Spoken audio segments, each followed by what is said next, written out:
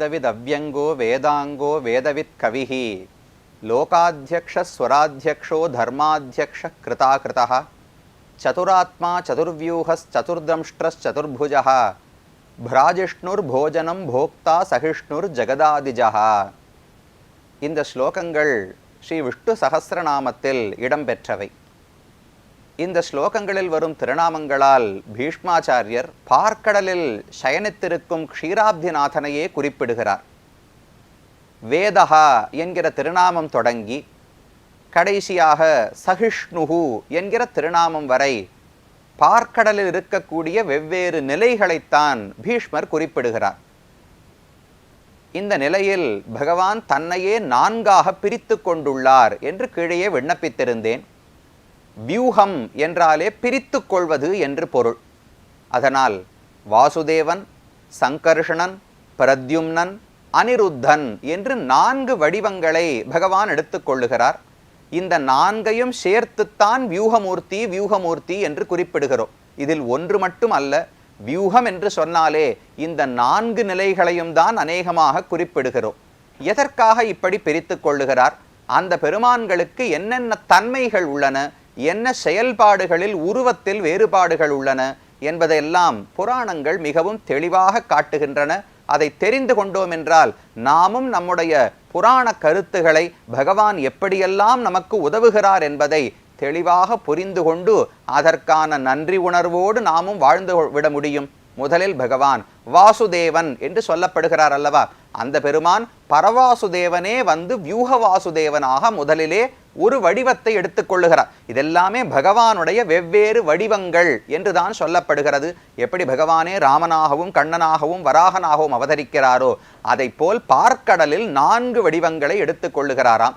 முதல் வடிவத்துக்கு வியூக வாசுதேவன் என்று பெயர் சொல்லப்படுகிறது. அவர் ஒவ்வொரு யுகத்தில் ஒவ்வொரு வண்ணத்தோடு இருப்பாராம். முதல் யுகத்திலே பாலி நீர்மை வெளுப்பு நிறத்தோடு இருப்பார். அடுத்த யுகத்தில் செம்பொ நீர்மை நல்ல தங்கம் போன்ற மஞ்சள் நிறத்தில் இருப்பார். 3வது யுகத்தில் பாசியின் பசும்புலாம் போலு நீர்மை பச்சை கரும் பச்சை நிறத்தில் இருப்பாராம். கடைசி யுகத்தில் கருப்பு நிறத்தில் இருப்பாராம். அப்ப வெளுப்பு, மஞ்சள், பச்சை, மேல கருப்பு என்று 4 வண்ணங்களை 4 யுகங்கள், கிருத்தயுகம், திரேதாயுகம், துவாபர யுகம், கலியுகம் 4 யுகங்களிலும் பகவான் எடுத்துக்கொள்ளுகிறார். இவருக்கு 6 குணங்கள் பூரணமாக இருக்குமா. எப்போது பரமாத்மாவை குறிப்பிடும் போதும் ஞானம், பலம், ஐஸ்வர்யம், வீரியம், சக்தி, தேஜஸ் என்று 6 குணங்களை முக்கியமாக சொல்லுவார்கள். மற்ற எல்லா குணங்களுமே இதுக்குள்ள அடங்கிவிடும். பகவானுடைய கருணை, பொறுமை, இது எல்லாமே இந்த 6க்குள்ள அடங்கிவிடப் போகிறது. ஞானம் என்று சொன்னால் அளவுபடுத்த முடியாத ஞானம் பகவானுக்கு உள்ளது. சர்வஜன், அனைத்தையும் அறியக்கூடியவர்னு பகவானை சொல்லுகிறோம், அது ஞானம். பலம் என்று சொன்னால் எந்த காரியத்தையும் எதையும் தாங்கக்கூடிய ஒரு சக்தி. எதையும் எடுத்து பகவான் தன்னுடைய திருமேனியில உலகத்தையே தாங்குகிறார் அல்லவா, அதை தாங்கும் சக்திக்கு பலம்னு பெயர் சொல்லப்படுகிறது. ஐஸ்வர்யம் என்றால் அனைவரையும் இயக்கக்கூடிய சாமர்த்தியம்.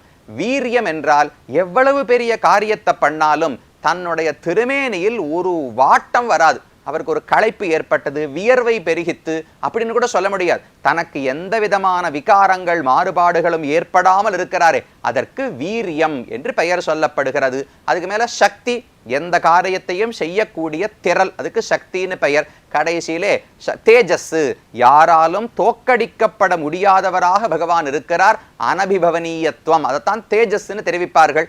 இந்த 6 பண்புகளும் தான் பகவானுக்கு அடிப்படையானவை.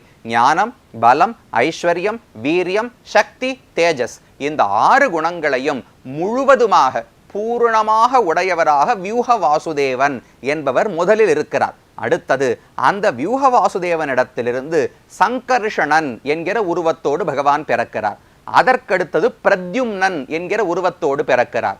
அதற்கடுத்தது அனிருத்தன் பிறக்கிறார்னு சொன்னா யார் வயிற்றிலும் இருந்து பிறப்பது கிடையாது, தானே அந்த உருவத்தோடு எடுத்துக்கொள்ளுகிறார் என்று பொருள் கொள்ள வேண்டும். அப்ப முதல்ல வாசுதேவன், அவரிடத்திலிருந்து சங்கர்ஷணன், அவர்கிட்டேந்து பிரத்யும்னன், அதற்கு பிறகு அனிருத்தன் என்று பகவான் 4 நிலைகளை எடுத்துக்கொள்ளுகிறார். இதில் முதல்ல வியூக வாசுதேவனுக்கு என்ன சொன்னேன்? வெள்ளை, மஞ்சள், பச்சை, கருப்பு, 4 யுகங்கள்ல 4 வண்ணங்களா.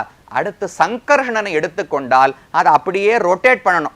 சங்கர்ஷணனுக்கு முதல் யுகத்துல மஞ்சள், ரெண்டாவது யுகத்துல பச்சை, மூணாவது யுகத்துல கருப்பு, நாலாவது யுகத்துல வெள்ளை அப்படின்னு கொஞ்சம் மாத்திக்கணும். அடுத்து பிரத்யும்னனுக்கு வந்தால் முதல் யுகத்திலேயே அவளுக்கு பச்சை, அப்புறம் கருப்பு, அப்புறம் வெள்ளை, அதுக்கப்புறம் மஞ்சள் என்று அப்படியே ஒரு பிளேஸ் ரொட்டேட் பண்ணிக்கணும். வாசுதேவனுக்கு எப்படி இருக்கோ அது அப்படியே லெஃப்ட் நகர்த்தினோம்னா சங்கர்ஷணன், இன்னும் கொஞ்சம் லெஃப்ட் நகர்த்தினோம்னா பிரத்யும்னன், இன்னொரு தடவை லெஃப்ட் நகர்த்தினோம்னா அனிருத்தன். இப்படி அவர்களுக்கு யுகத்துக்கு யுகம் நிறம் மாறுபடுகிறது என்று புராணங்கள் சொல்லுகின்றன.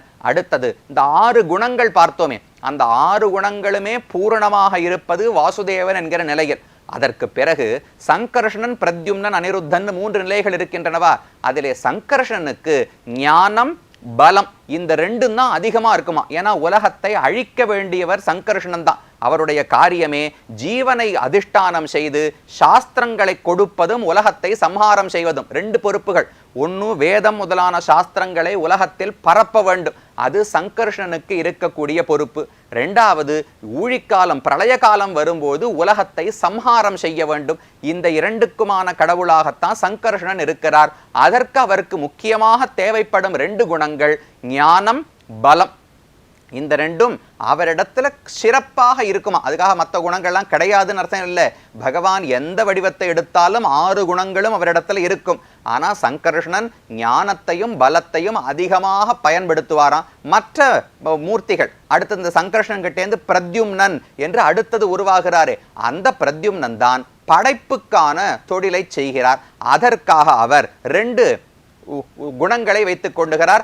ஐஸ்வர்யம், வீரியம் இந்த 2ம் தான் பிரத்யும்னனுக்கு இருக்கக்கூடிய முக்கியமான குணங்கள். கடைசி 2 சக்தி, தேஜஸ் இந்த 2ம் அனிருத்தனுக்கு. ஏன்னா சக்தியினால் மக்களை ரட்சிப்பதற்குத்தானே நிறைய சக்தி வேண்டும். மக்களை ரட்சிக்கும் போதுதானே யாரும் தன்னை தோற்கடிக்க முடியாதபடிக்கு இருக்க வேண்டும். அப்ப சக்தி, தேஜஸ் இந்த 2ஐயும் முக்கியமாக பயன்படுத்தி அனிருத்தன் என்கிற வடிவத்தோடு ரக்ஷணம், காக்கும் தொழிலை செய்கிறாராம். ஞானம், பலம் இந்த 2ஐயும் முக்கியமாக கொண்டு சங்கர்ஷன் என்கிற பெயரோடு அழிப்பு தொழிலை செய்கிறாராம்.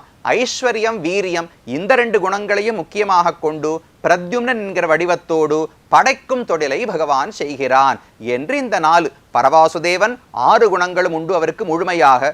அப்புறம் சங்கர்ஷணன், பிரத்யும்னன், அனிருத்தன் ஞானம், பலம், ஐஸ்வர்யம், வீரியம், சக்தி, தேஜஸ் என்று இவர்களுக்கு பிரித்து கொடுக்கப்பட்டுள்ளது. அதுல சங்கர்ஷணனுக்கு காரியம் சாஸ்திரங்களை வளர்ப்பதும் உலகத்தை சம்ஹாரம் செய்வதும். அடுத்து பிரத்யும்னனுக்கு காரியம் என்னவென்றால், ஒன்று தர்மத்தை உபதேசிக்க வேண்டும், மக்களுக்கு தர்மத்தை எடுத்து சொல்லணும். 2வது சுத்த வர்க்கங்கள் என்று சில விதமான படைப்புகள் அவர்களை சிருஷ்டி செய்ய வேண்டும். கடைசியா அனிருத்தனுக்கு இருக்கக்கூடியது அவருக்கு ரக்ஷணம், தத்துவஞான பிரதானம், மிஸ்ர சிருஷ்டி, கால சிருஷ்டி.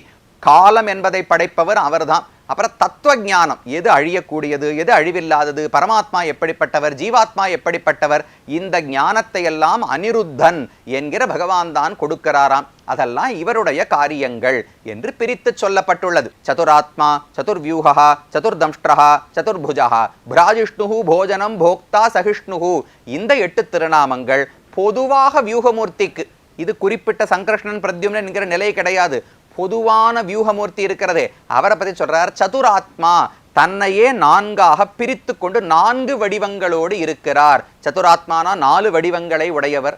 சதுர்வியூஹா 4ஆக பிரித்து கொண்டவர். சதுர்தம்ஷ்ட்ரஹா, சதுர்புஜஹா 4 பெரிய பற்கள் உண்டாம் பகவானுக்கு, 4 தோள்களோடு இருக்கிறார். இதெல்லாம் அவருக்குடைய பெருமையை சொல்லுகிறது. அதுக்கு மேல பிராஜிஷ்ணுஹு, பிராஜிஷ்ணுஹுனால் பக்தர்கள் யாரெல்லாம் தியானம் செய்கிறார்களோ அவர்களுக்கு தன்னுடைய வடிவத்தை பகவான் காட்டி கொடுக்கிறாராம். கிழிய சொன்னே, இந்த வியூகமூர்த்தி என்பவர் சிருஷ்டி, ஸ்திதி, சம்ஹாரங்களை செய்வதற்காகவும் எடுத்துக்கொள்ளப்பட்ட நிலை. அதே போல உபாசனம் செய்பவர்களுக்கு எளிதாக தியானிப்பதற்காக எடுத்த நிலைன்னு தெரிவித்தேன் அல்லவா, அதைத்தான் பிராஜிஷ்ணுஹு என்று பீஷ்மாச்சாரியர் தெரிவிக்கிறார். அடுத்தது போஜனம். போஜனம்னா உணவு போல, அவரை நினைக்க நினைக்க நமக்கு ஆனந்தத்தை கொடுக்கிறார். அவரை உண்ண உண்ண நமக்கு திருப்தி ஏற்படுகிறது, அதனால போஜனம்னு பெயர். அடுத்தது போக்தா. போக்தானா நம்முடைய அன்பு, நாம கொடுக்கக்கூடிய பக்தியை அவர் ஆனந்தமாக ஏற்றுக்கொண்டு அனுபவிக்கிறாரே, அதனால போக்தான்னு பெயர். கடைசியில சகிஷ்ணுகு. சகிஷ்ணுனா பொறுத்து கொள்ளக்கூடியவர். நாம தர்மத்தை செய்யும் போதோ உபாசனம் செய்யும் போதோ என்ன குற்றங்கள் ஏற்பட்டாலும் அதை பகவான் பொறுத்து கொள்ளுகிறார். அதனால சகிஷ்ணுகு என்று சொல்லப்படுகிறார். இப்படி 4 நிலைகள், வாசுதேவன், சங்கர்ஷணன், பிரத்யும்னன், அனிருத்தன் என்று 4 நிலைகளோடு பகவான் இருக்கிறார். இதுதான் வியூகமூர்த்தியினுடைய பிரிவுகள் என்று சொல்லப்படுகிறது. இது மட்டுமல்ல, இன்னும் புராணங்களை உள்ள போய் ஆராய்ந்தோம் என்றால் 12 திருநாமங்கள் பகவானுக்கு சொல்றோமே. கேசவ, நாராயண, மாதவ, கோவிந்த, விஷ்ணு, மதுசூதன, திரிவிக்ரம, வாமன, ஸ்ரீதர, ரிஷிகேச, பத்மநாப, தாமோதர என்று 12 திருநாமங்கள் உள்ளனவல்லவா. இந்த 12ம் 12 வடிவங்களை குறிப்புமாம். அது ஒவ்வொரு வடிவமும் வாசுதேவன் முதல் வியூகமூர்த்தி 4 பேர் இருக்காளா, அந்த 4 பேர் தான் இந்த 12ஆக பெருகுகிறார்கள்னு தெரிவிக்கிறது புராணம். முதல்ல வாசுதேவன் இருக்காரா, அவரிடத்திலிருந்து தான் கேசவன், நாராயணன், மாதவன் 3 பேர் உண்டாவாளாம். அடுத்து சங்கர்ஷ்ணன் இருக்காரா, அவரிடத்திலிருந்து மாதவ, கோவிந்த, விஷ்ணு, மதுசூதன இந்த 3 பேர் உண்டாகிறார்கள். அப்புறம் திரிவிக்ரம, வாமன, ஸ்ரீதர இவர்கள் பிரத்யும்ன இடத்திலிருந்து உண்டாகிறார்கள். ரிஷிகேஷ, பத்மநாப, தாமோதர இந்த 3 பேரும் அனிருத்தனிடத்திலிருந்து உண்டாகிறார்கள். இப்படி முதல்ல 4 ஒன்னா இருந்தவர் 4ஆக ஆகிறார். இப்படி 4ஆக இருந்தவர் 12ஆக தன்னை பெருக்கிக் கொள்ளுகிறார். எதுக்கு இந்த 12 வடிவங்கள் என்றால், நம்முடைய உடலில் வெவ்வேறு இடங்களிலிருந்து ரட்சிக்கிறாராம். நாம சமாஸ்ரயணம் பஞ்சசம்ஸ்காரம் ஆனவர்கள் 12 திருமண் காப்பு விட்டுக் கொள்ளுகிறோம் அல்லவா. முதல்ல இங்க 1, அப்புறம் வயத்துக்கு நடுவுல 2, மார்புல 3, இங்க 4, இங்க 5, 6, 7, 8, 9, 10, முதுகுல 1, 11, கழுத்துல 1, 12. இப்படி 12 திருநாமங்கள் இட்டுக் கொள்ளுகிறோமே. இந்த ஒவ்வொரு திருநாமத்தை இட்டுக் கொள்ளும் பொழுதும் கேசவ, நாராயண, மாதவ, கோவிந்தவென்று பகவானுடைய திருநாமங்களை சொல்லிக் கொண்டேதான் இட்டுக்கொள்ள வேண்டும். அந்தந்த இடத்தில் கேசவன் என்கிற பெருமான் இங்க இருப்பாராம், நாராயணன் நம்முடைய வயத்தில் இருப்பாராம், மாதவன் மார்பில் இருப்பாராம், கோவிந்தன் இங்க கழுத்துல நடுவுல இருப்பாராம். இப்படி 12 இடங்களில் இருந்து கொண்டு நம்முடைய பக்தர்களுடைய ஆத்மாக்களுடைய சரீரத்தை பகவான் ரட்சித்து கொடுக்கிறார். இது ஒரு காரியம். 2வது, 12 மாசங்கள் இருக்கின்றனவே. இந்த 12 மாதங்களில் ஒவ்வொரு மாதத்துக்கும் ஒவ்வொருத்தர் தலைவன். கேசவன் சொல்றோமே, அவர் தான் மார்கழி மாசத்துக்கு தலைவர். மார்கழி மாசத்திலிருந்து ஆரம்பிச்சு கணக்கு பண்ணிக்கணும். கேசவன் மார்கழி மாசம், அப்புறம் தை மாசத்துக்கு நாராயணன், அப்புறம் மாதவன், அப்புறம் கோவிந்தன். இப்படி 12 மாதங்களுக்கும் இவர்கள் 12 பேர் தான் தலைவர்களாக சொல்லப்படுகிறார்கள். இவர்களுக்கு வண்ணம் மாறுபடும். கேசவன்லேருந்து தொடங்கினா ஒருத்தருக்கு ஸ்வர்ணம், அடுத்தது நீலம், இந்திர நீலம், வெண்மதி, தாமரை தாது, தாமரை, நெருப்பு, இளம் சூரியன், வெண் தாமரை, மின்னல், சூரியன், பட்டாம்பூச்சி. இப்படி 12 வண்ணங்கள் இருப்பார்களாம். இவர்களுடைய ஆயுதமும் மாறுபடுகிறது. சக்கரம், சங்கம், கதை, வில், கலப்பை, உலக்கை, வாள், வஜ்ரம், ஈட்டி, சம்மட்டி, பஞ்சாயுதம், பாசக்கயிறு. இப்படி 4 கைகளையுமே இவர் ஒவ்வொருத்தருக்கும் 4 கை உண்டு. ஒருத்தர் 4 கையிலையும் சக்கரம் வச்சுருப்பார், ஒருத்தர் 4 கையிலையும் சங்கம் வச்சுருப்பார், ஒருத்தர் 4 கையிலும் வில் வைத்து கொண்டிருப்பார். இப்படி வெவ்வேறு ஆயுதங்கள், வெவ்வேறு இடங்கள், வெவ்வேறு பெயர்கள், வெவ்வேறு வண்ணங்கள், வெவ்வேறு செயல்கள். இத்தனை வடிவங்களை பகவான் எதுக்கு எடுத்துக்கிறார்னால், ஜீவாத்மாக்களை ரட்சிப்பதற்காக. யார் எப்போது கூப்பிட்டாலும் ஓடிப்போய் ரட்சிப்பதற்காகவும், எப்போதும் மறைந்திருந்து நம்மை காப்பதற்காகவும் இருக்கிறார். இதெல்லாம் வியூகமூர்த்திக்கு இருக்கக்கூடிய பெருமைகள். இவரையும் ஆழ்வார்கள் 9 பேர் பாடி பிறவாறு இவனுடைய பெருமையை சொல்லி இருக்கிறார்கள்.